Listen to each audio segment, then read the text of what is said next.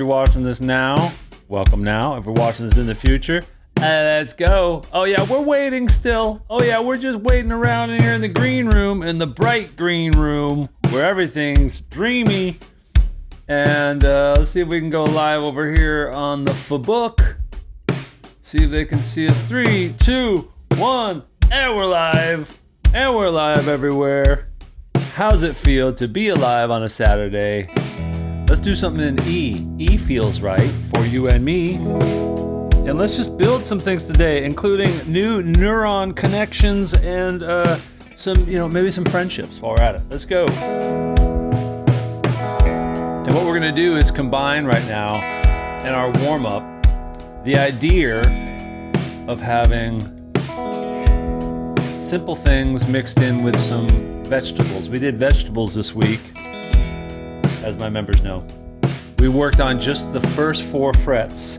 We limited the range. In fact, we made sure of that because we decided that everything above the 4th fret was lava. We represented it, as such. Can't touch anything up there. So let's play that game for our warm-up. Fire it up, gang. Here we go. Playing E. E major.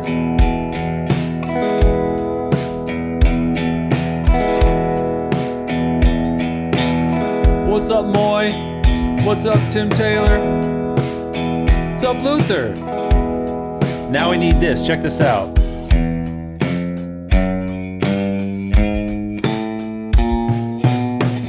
Can you do that? All chromatic. Chad Perry in the hizity.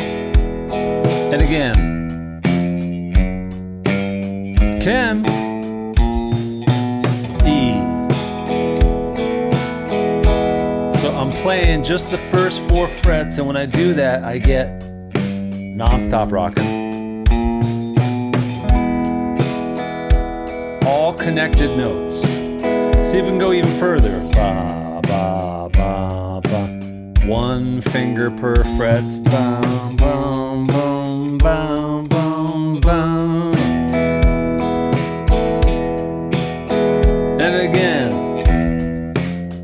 when you do this using just the first 4 frets, you're gonna get no missing notes. Like a piano player, chromatic scale. Let's go even further. I've never done this, but I gotta warm up too. Let's go.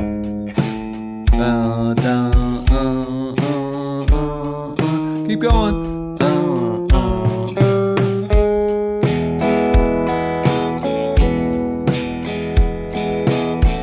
Add that little fill right there. Just a suspension and release. And it's easy. You just squash down and then release. Let's do that same run now. All the way up from low E. Keep going. Keep it in time. Keep it connected. Landing on that major 3rd of this chord. Could we do the same thing? Land on that same note, but start on the high E. High E, here we go. It's a trick right there, we'll talk about it. I went past the G sharp. Keep going! I missed my exit, and I'm not making a U-turn. That one's satisfying, because it lands with the rhythm, right? Okay, you'll notice, let's do this again. Top string. Now we gotta go to the 3rd fret on the 3rd string. Because that's the one exception, right? The B string and the 4th fret of the 3rd string are the same note. Let's make up a song here.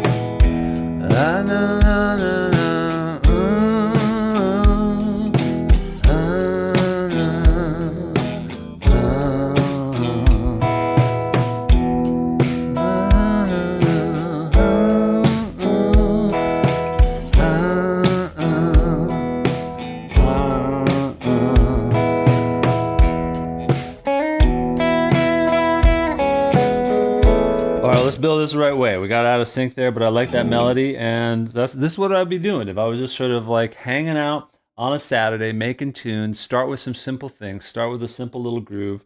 Warm it up. I'm using Ableton Live, and let's see if we get this drum beat going, and do that little progression. Got to remember the melody.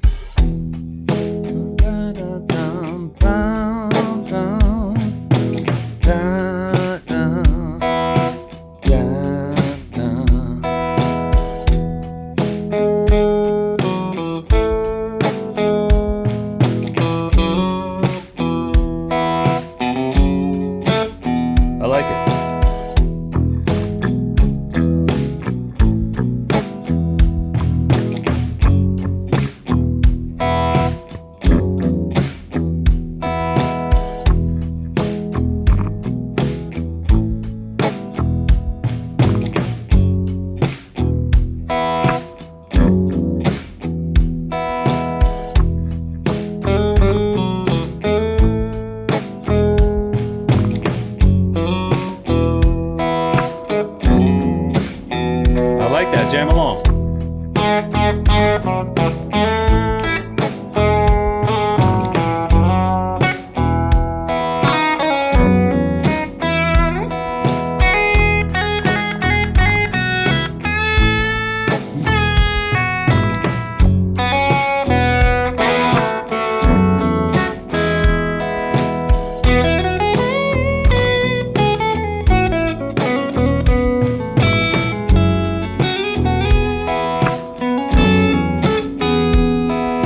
Now I want to go somewhere else. Let's build something else. And get your questions teed up, because that's what we're all about. We're going to be jamming together, jumping in and jumping out of jam mode. We're going to build a little melody, and I hope to walk the talk that I talk and just sort of show you how I literally use the stuff that I show. I don't know how it works on other people's channels or whatnot, but I can firmly attest that anything that I teach, it's the stuff that I use. And I like making things out of simple, satisfying ingredients, right? Yeah, I got way up in the lava because we're done with the warm-up, and we've lifted the embargo on the lava zone, and we're good to go. But thank you for catching me on that, because, you know, same rules got to apply to this guy. That's to y'all. Okay. I like that. Let's build something else. I might start with a triad thing.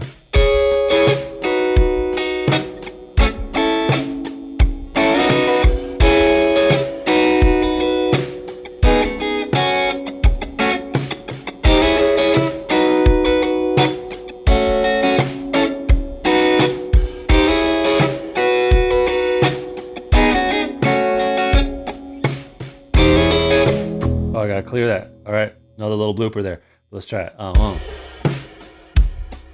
1, 2, 3, 4.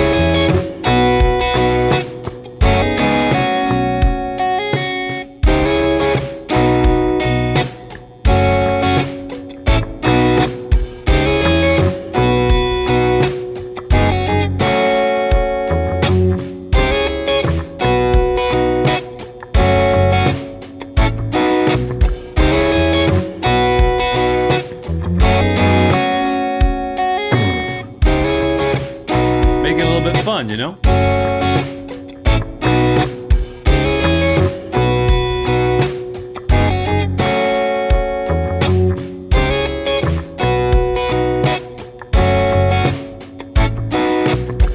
now before the idea it gets too far away from me, I got to try to remember to bring in that melody that is so important. So while the portal is open to this idea, I got to remind myself, like,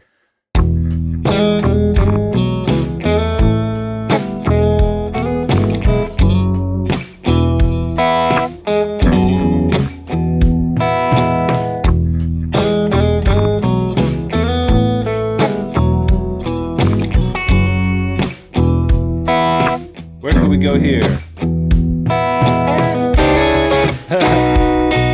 Gets kind of punchy there. So I'm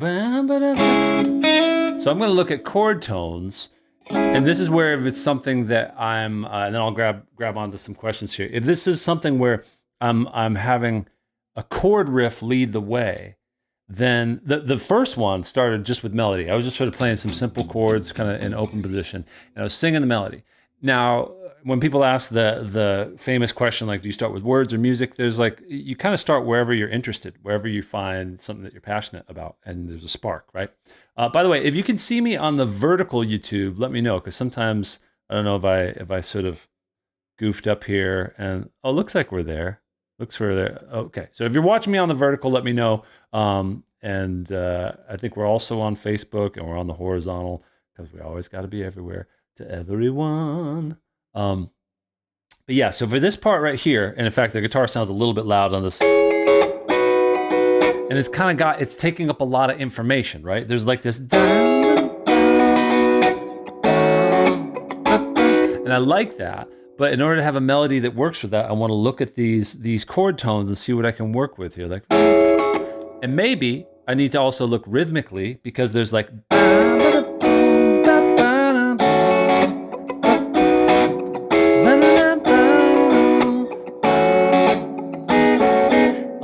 I'm also going to look at what register. Register means like what range of the melody am I in the verse, to make sure that I can create some contrast without it being too much of a leap. I like staying within a vocal range, even if it's just going to be an instrumental. I want to try to have it like, and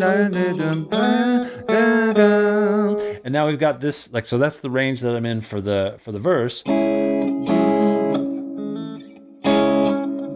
So the chorus goes C sharp to B, and then the F sharp minor.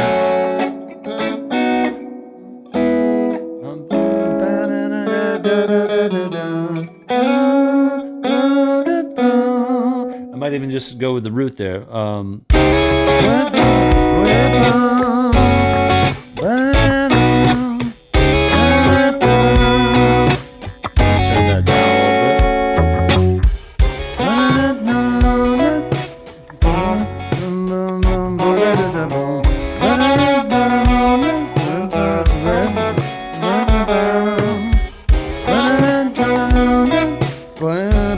So now I got to find that note.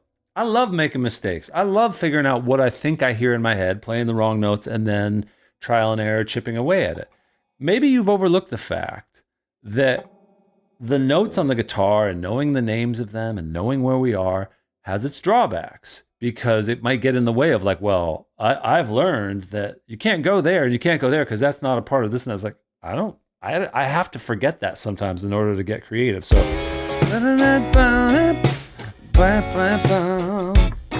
how do I find that then? Hitting wrong notes.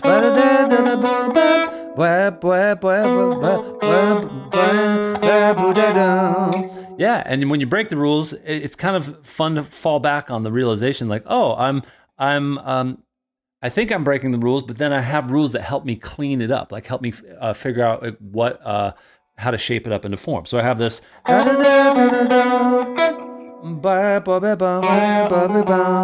it's fun to discover, like, oh, I'm actually playing notes that I'm very familiar with, but my instincts got there first. So let me see if I can shape this melody up.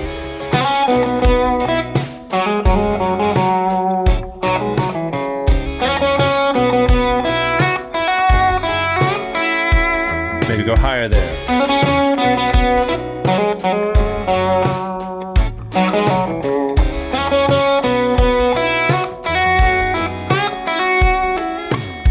I like that, where it goes low and then it goes high. I always look for patterns and then disruption to the pattern. I'm just sort of moving in the way that I would move, and I'm explaining it and over explaining it a bit just to maybe remind you that like your instincts and your choices are why we do all this stuff. We do all of the heavy lifting to be like, yeah, let's work out, let's figure out where these choices are so that we can then make the choices, right? And then actually say like, hey, I like that, hopefully. Maybe you already know this and you're like, yeah, just get to the point.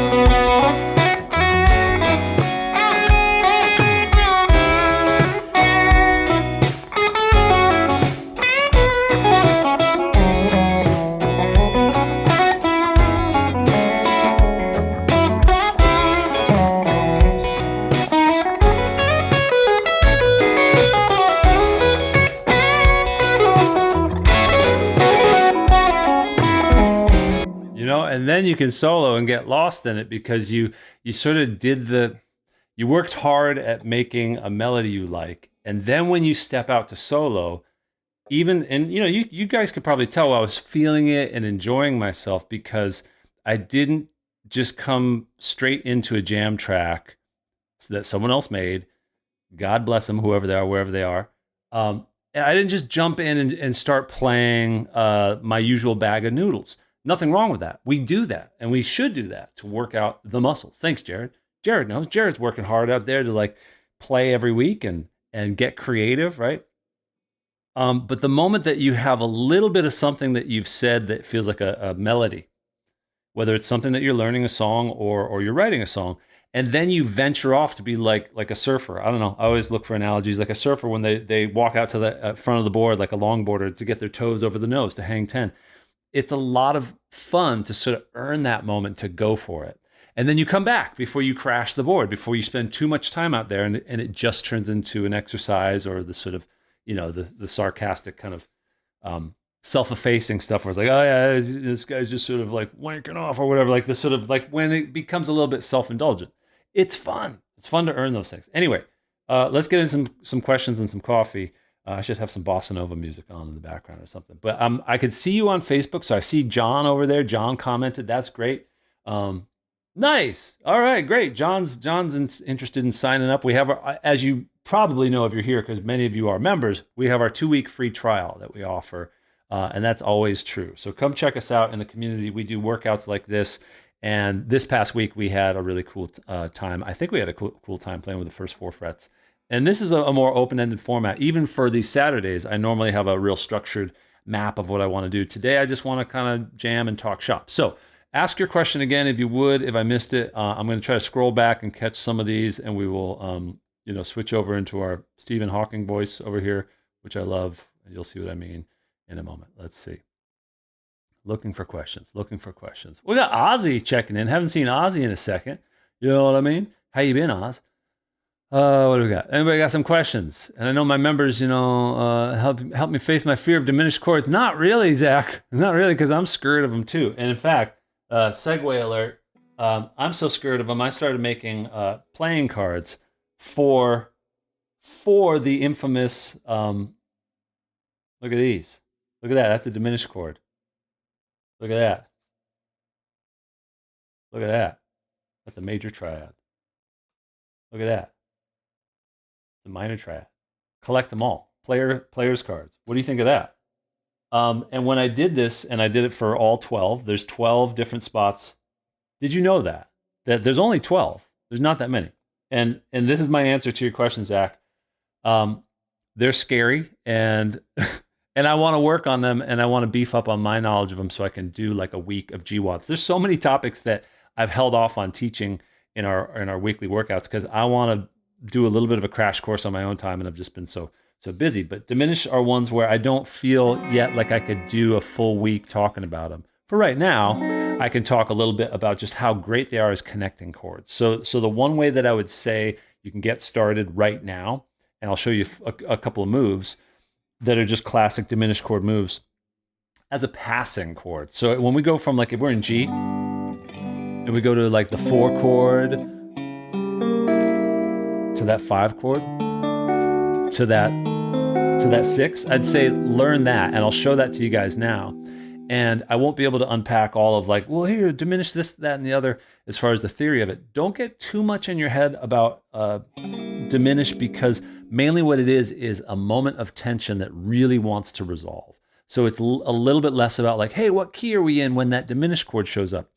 It's confusing because, you know, we know that within a major scale, we're going to have a diminished chord. It shows up, like in the case of C major, it shows up on that B, right? But that doesn't mean that every time we see a diminished chord, it's playing the role of being the 7th chord within a scale. So just check this out. Especially that one going from the 5 chord to the 6. And Zach, you would absolutely crush that. I know that you'd have a lot of soulful vibes on that. So just look at the bass line there. And remember, while I'm demonstrating this, we're in G major. So we're down here in G.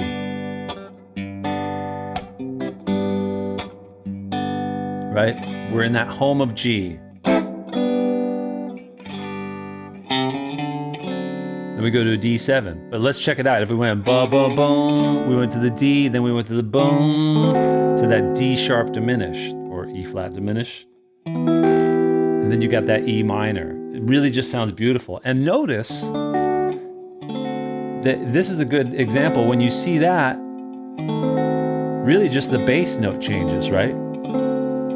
So it sort of demonstrates that role that a diminished chord can play in just being a passing tone. It's not the only way that it can function, but it's a really useful way to kind of get acquainted with that. So let's just sort of loop that for a moment. We'll do like a 3, 4.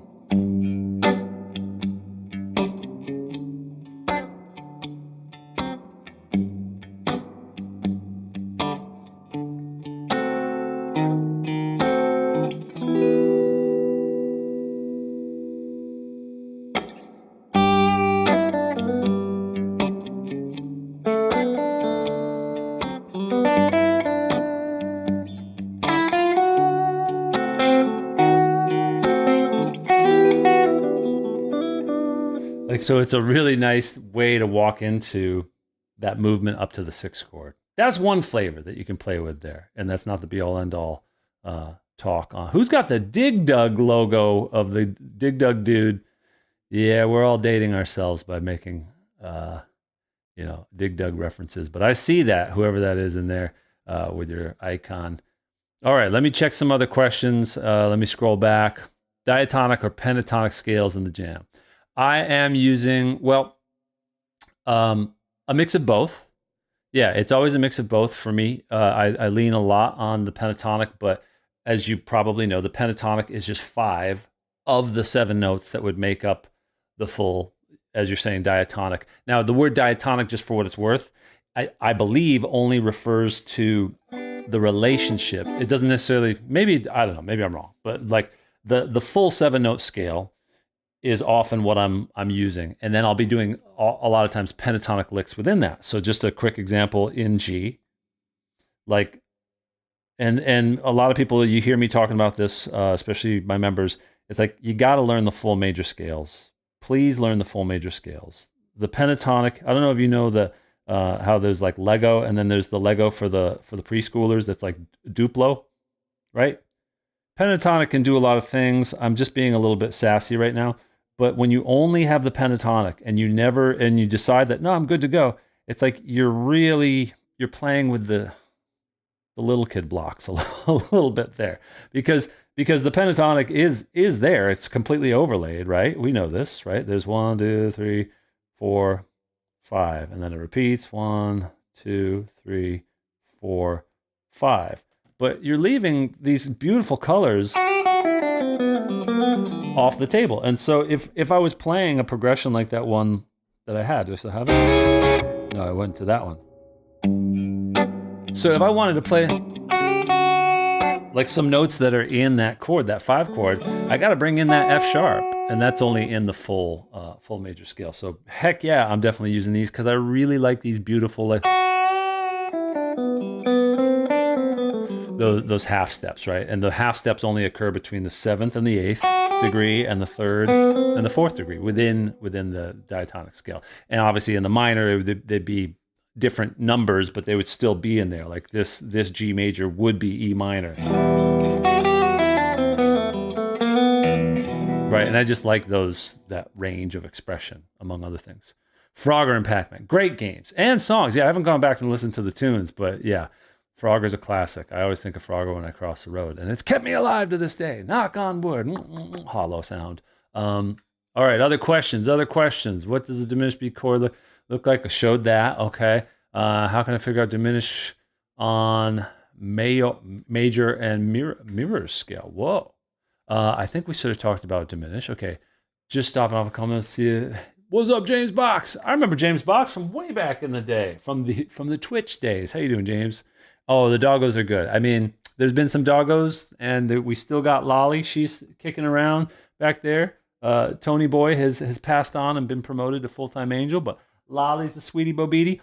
The puppies are doing well. The puppies, I'll be honest, the puppies right now are in the spotlight, and we've been fostering puppies just this past week. And I swear they went from this to this in, you know how puppies do, which is, you want it to be a metaphor for your growth as a guitarist, right? You want to be growing in the way a puppy grows, just a sponge for knowledge. But yeah, Veggie and Noodle, those are the names they came with. Not my favorite. I was calling them Reggie and Nitro. I was calling Noodle Nitro this morning. They are possibly going to be finding their forever homes. Sweet pups. And if they don't get scooped up, we'll have a talk. Who knows? I mean, 2 dogs that are going to get that big, that's a whole lot of dog. That's a whole lot of dog. Yoli, how you been? Post a question on what's new section for this video if you have time. Oh no, you're gonna make me go over there? Could you just? All right, let me go check it out. Can you talk about how to start with one note and find all the related triads? Now that's a question that I almost feel like is perfect. As if I planted you in the audience. I'm going to answer that. I'm going to tee up and see what Yoli had in mind. Yoli, obviously referencing one of the areas in our community, which is amazing over here in the what's new area. Yoli dropping this question right here. That's good. How do you count a transition or fill lick? Yeah, that is a good question. Let's see if we can sort of combine the two. I'm curious if there's some sort of idea around that. Or okay, so first of all, I would say, Yoli, you've got to look up one of our previous workouts, and actually, I'll show you. Let me see if I search. Let me see if this works. BOA, the BOA technique. Maybe there were dots in between it. Let me see. Not BOS, BOA. There was a whole sequence we did. Yeah, we should revisit this. It was really good. And I came up with this thing. The BOA just is an acronym for before, on, or after.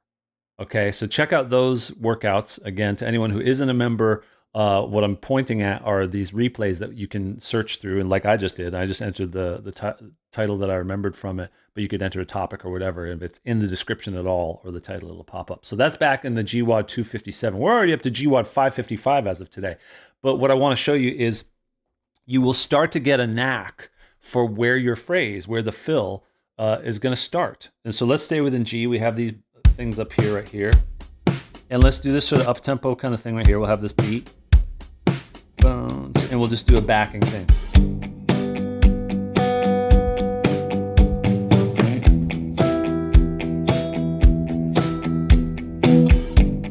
So we've got this chord progression, right? And I've got a fill that I have in mind. Maybe I'm coming up with it.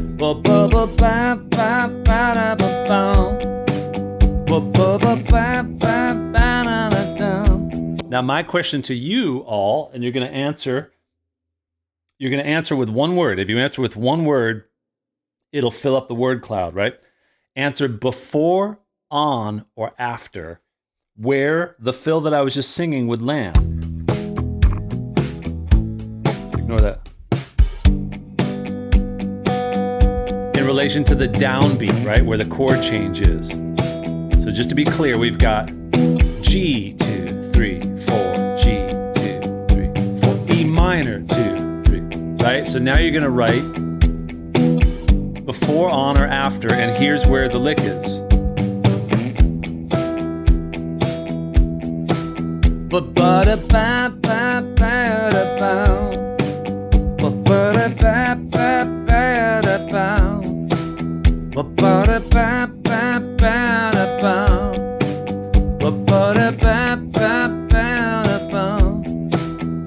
Okay, so we got one vote for pizza. Don't vote for pizza. Don't do what Calf Tech's doing.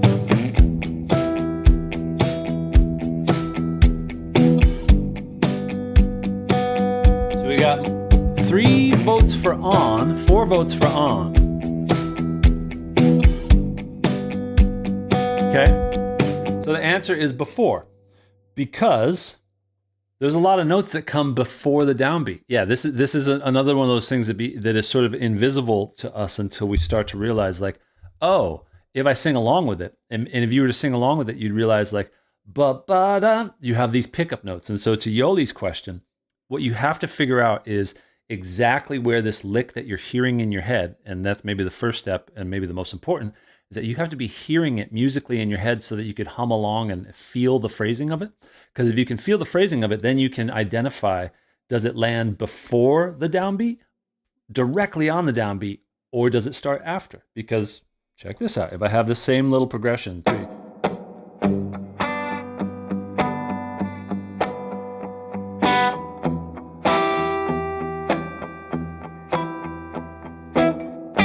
That's a lick that lands right on the downbeat. That's right on the 1.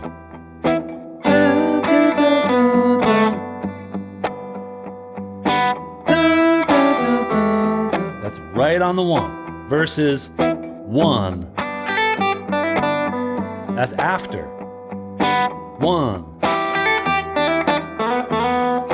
Versus before. We'll catch the next one. Right? It's a long phrase before. Right? And it seems obvious when you do it, but the moment that you start just sort of feeling and counting it out, then you can build all kinds of ideas that are going to sound a lot tighter because they're going to stick the landing, as it were. So if this is going around here, and you just start to hear in your head, I want to do sort of like a triad fill, but I want to make sure it lands in the groove. 3, 4. 3, 4. 1, 2, 3. So it's up to you then, as you're working on this, to determine exactly, and you could count it out with, and you can write it out with numbers, which is great. You could be like, oh, okay, where does this happen? It goes 1, 2, 3, 4. 1, 2. Ba ba ba. Oh, I got to be ready. I got to be ready for beat 3 on the measure that comes before the downbeat, right? Because if our first thought is like, oh, I just need to play the fill when the chord changes, you might be overlooking the fact that you actually need to get ready and start playing your fill before the chord changes and do all of it in time, right? So I think you might dig, Yoli, I think you'd really dig those. And I think we could actually go for another week of that because it was a big hit. And I think it is one of these things that I don't hear hardly anyone talk about, because most of the time it's like, well, you got to work on your phrasing and make it more conversational, make it like a story. It's like, I say that stuff too, but it sounds like, great. How do I work on that? Your awareness of where the phrases are starting, either before, on, or after the beat. And then you get this whole sense of like, oh, there's a personality to each one of those. I sort of call the before the slightly more caffeinated. The on is sort of like a little bit more like strident and kind of stoic sounding because it's right there on the chord change. The after sounds a little more like laid back and kind of like blues jam sort of savvy, because watch, if I go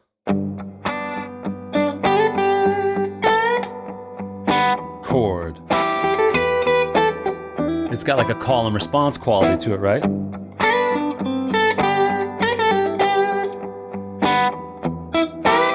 Now if I start playing on the beat, 2, 3, 4. 2, 3, 4. it sounds like it's punching right there with it. Now if I go on the before, it sounds like I've got a lot to say a little bit more.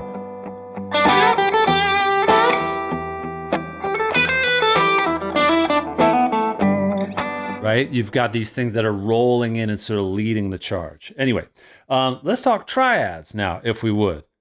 And I believe the question, if I go back, it was like coming from someone that had L. Yeah, last. Can you talk about how to start with triad one note and find all the related triads? Yes.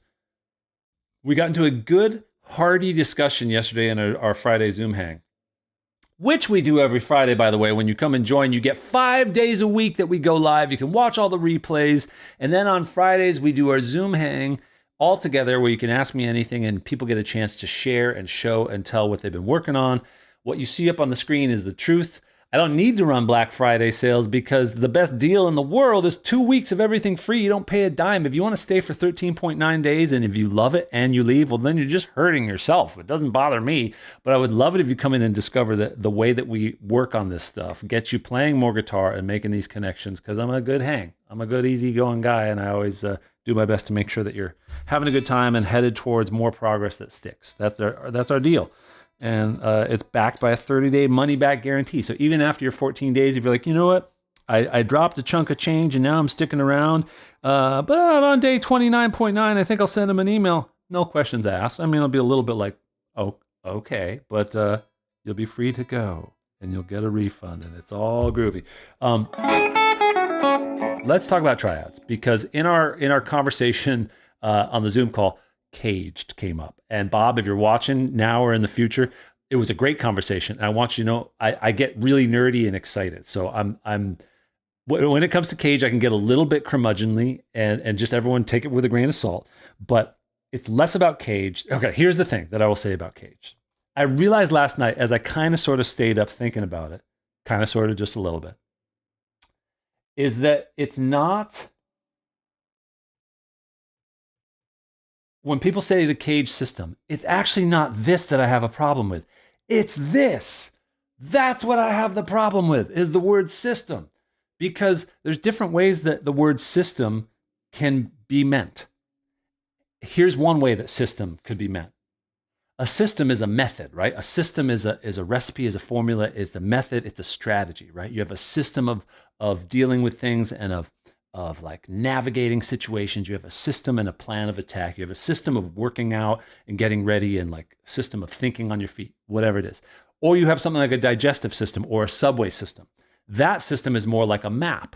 Both are valid and they're somewhat similar, but you can see that the difference is that if you have a map of a system of like chutes and ladders of all these different shapes and all that, it's a map, it's an overview, but it's more passive, right? It's sitting there. It's not telling you how to interact with it. It's just saying like, these things exist. And I think we can agree that part of what makes Cage great is that it's like, oh, I recognize and I did just say Cage is great because it's unavoidably true that these shapes exist. It's great. Not gonna deny that. But when you see that information, it doesn't inherently tell you how to interact with it and navigate it. So let's take the analogy that if this was a subway map, not the food, not the fine dining restaurant, but who here has ever been to London and the underground, the tube?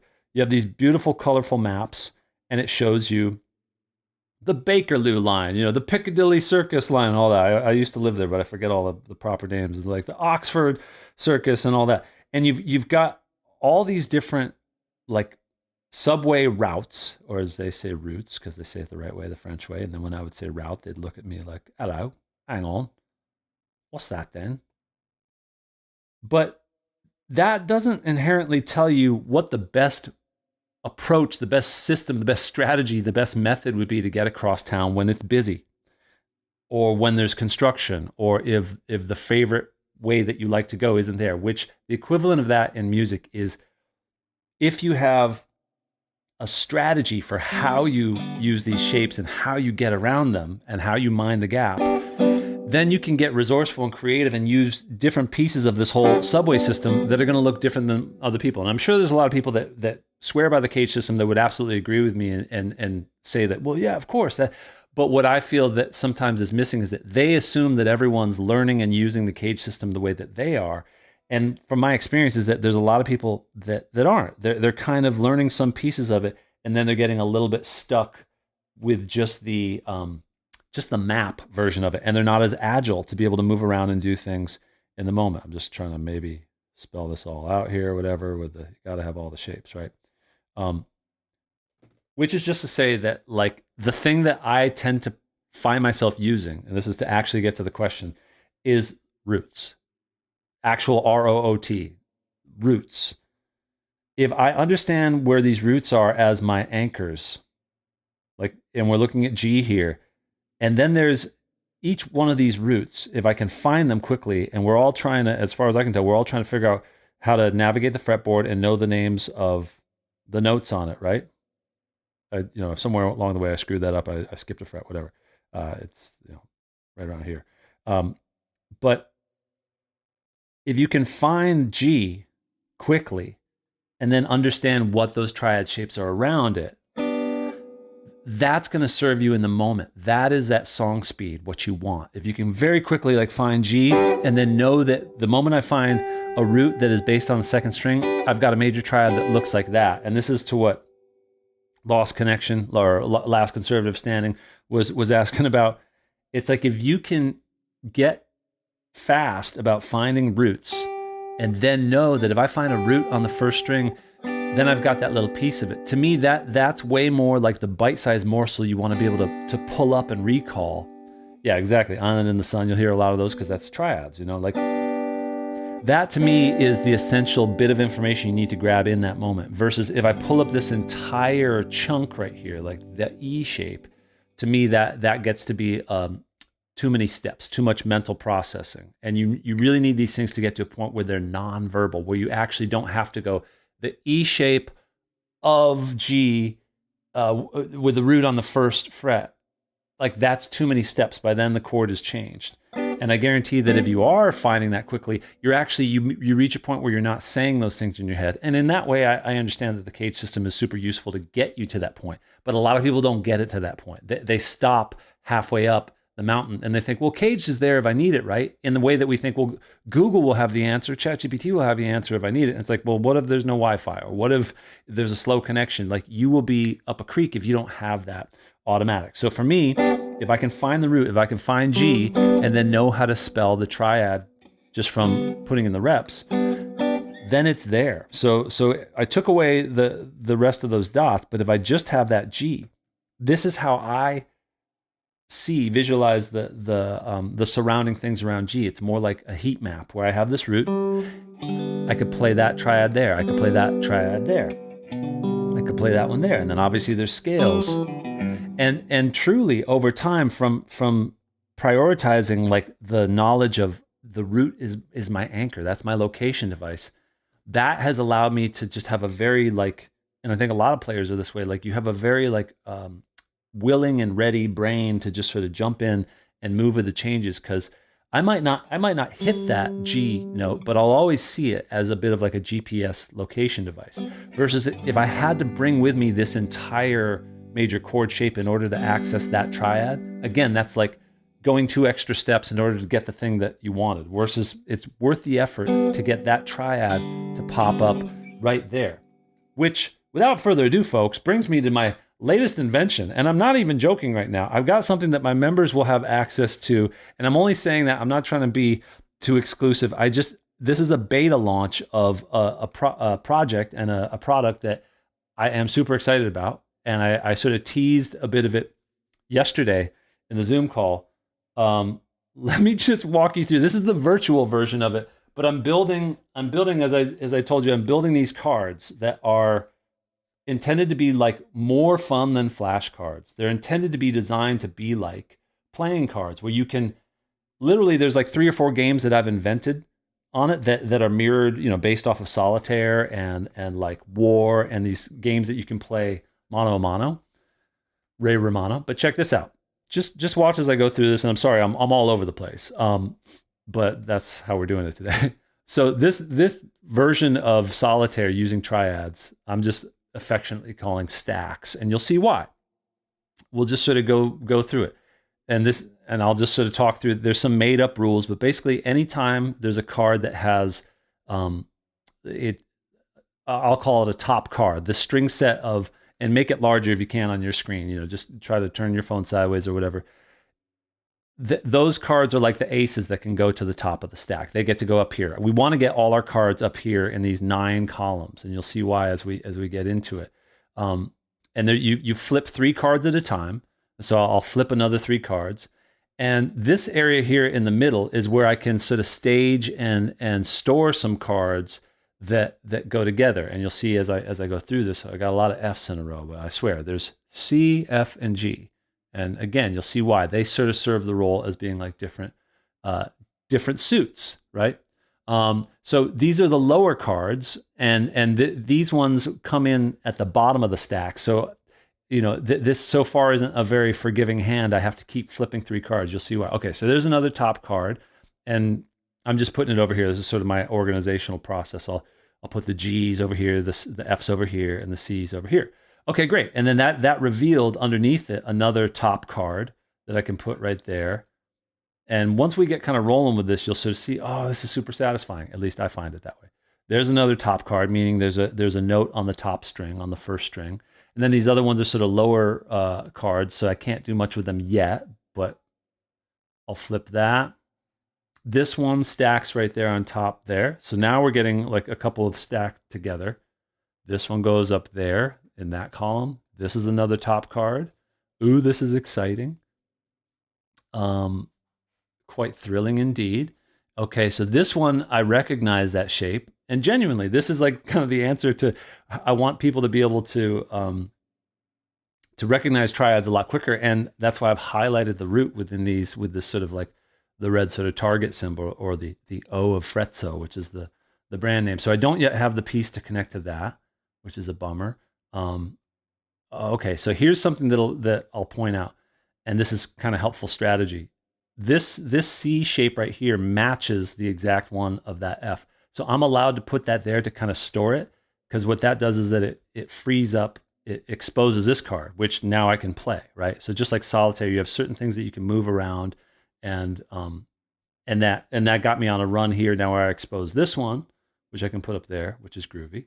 And I'll tell you what, after this live stream, I'm going to head over to the Zoom room. We have a 24/7 Zoom room, and we'll play another round of this or so. And in fact, I'll send, if you come to the Zoom room, I'll send you the link, and you can play this too, because this is like on a website that I'm building in the background, and you'll be able to try your hand at this, because you may have noticed that down here there's a timer. I didn't do the timed version of it, but you can hit the timer and see if you can beat the high score. I don't know if anyone's interested in this. I'm just kind of obsessed with this game because I've been working on it so much, and we're going to be sending off the order to print up the first 100. Ozzy, you got to be in the community. You used to be in the community. Come on, Ozzy. What are you doing with your life? Join us, and you'll be able to join us in the Zoom room. It'll be fun. I know it sounds sort of swanky when I say, join us in the Zoom room. It's like the champagne room. None of that. Again, I was able to stack this because there are 2 triads that are on the exact same string set, and then they're the exact same shape. So that sort of allows you to buy some time, because you're trying to get through these in the fewest number of flips as possible. So the same thing is right there. So I've got all these lower cards that are waiting for connecting pieces. Oh, that one connects up there. That's satisfying. Gotta love that. Okay, now I gotta flip again. Ooh, this is good. Oh, and this, I can't yet connect that there because there's another triad in between. Oh, and I can see it's underneath there, but I don't have the card I need there. Shoot, we got to flip another one. Okay. Can't go anywhere with that. Ooh, no, not quite. Anyway, you guys get the idea. It's pretty fun. And you can do the equivalent, obviously, as we all should be doing on your guitar. And the beauty of what I'm excited about, and I'm just nerding out right now. Yes, I'm going to be selling these, but like mainly the thing that I've been so excited to share with you guys is that like the original design And this is where I'm going to need you guys' feedback. The initial people that dive into these is that the initial design was to have the major triads on this side and then the minor triads on this side, like the relative minor, because the beauty of that would be that you could have a mode where you're just, and not musical mode, but like you could be playing in a style where you just draw random cards and put them in front of you, and you can play each of those triads. You could be playing like, and then if you flipped it over, you would create the relative minor of each of those triads, and you could mix and match and literally come up with song ideas and parts that would be all in the same key of C, because it's essential that you understand how these triads work within a key. And then you can easily transpose it from C to any other key just by simply like, you could just count up the number of frets that you'd be adding. So if C right here is the root is on the 8th fret, so that's telling you exactly where it is, then you'd be like, oh, well, I need to move everything up to D. You would just add 2 to every fret number, and then you would end up with everything that you were just playing in D. It's fun. They're very tactile, and we spend so much time on screens and we spend so much time like playing on the guitar. I thought it'd be fun to create something that you could just sit and relax and sort of like, let your mind just sort of like chill and move around the triads. And it's not quite as literal as like having to play them all the time, as much as that's the goal. Yeah, you could just have fun jamming out on them. So we're going to go to the Zoom room in a bit, and let's see what is it. Yeah, we got a few minutes left here. Let me check for, airplane time would be great. And what I'm excited again is that when it gets into your guys' hands, you'll come up with games, and we'll have like a shared area of the community where people can be like, hey, I came up with this game, in the same way that with a regular deck of cards, people have euchre. It's a regional game. I'm looking back at my lovely Midwest fiance just came home and they play euchre. I don't understand it, but you might come up with a version of Triads euchre that doesn't make you want to puker. Okay, what do we got? Any other questions? Okay, quick question. I know this is relevant in the before or after scale, but in blue is major. Yeah, so there was a question way back asking about the scale that was up there and what I had up there. Yes. Maybe I missed the C. Yeah, I feel like I may have missed the 4th, maybe on the 3rd string. I think I saw that as I was playing too. Yeah, it was a typo in there. Okay. Any other questions? Put on a little. Oh, see if we can remember this melody.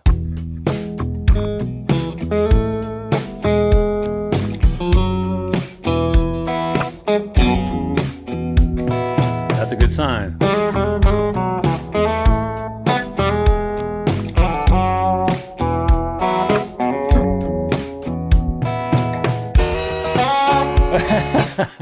It changed keys because I changed tempo. I love it when that happens.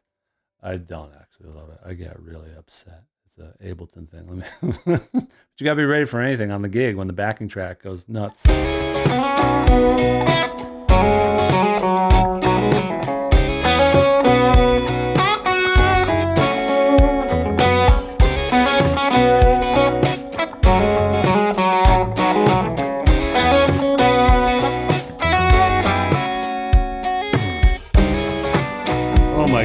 Oh my gosh. I'm so excited. I'm just sort of filling the room with looper bloopers.